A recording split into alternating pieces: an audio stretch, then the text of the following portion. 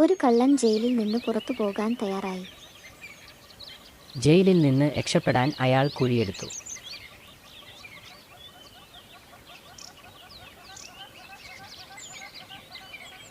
യാത്രയ്ക്കുള്ള ചില hot dogs pack ചെയ്ത് അയാൾ പോയി. പുറത്തേക്കുള്ള വഴിയിൽ 3 വാതിലുകൾ കണ്ടെത്തി.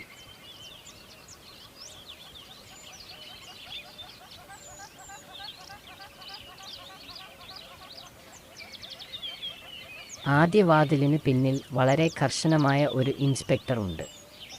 കള്ളനെ തല്ലി വീണ്ടും ജയിലിലടക്കും. രണ്ടാമത്തെ വാതിലിൽ ഒരു ജയിൽ പ്രേതമുണ്ട്. അത് അവനിൽ നിന്ന് മുഴുവൻ രക്തവും വലിച്ചെടുക്കും.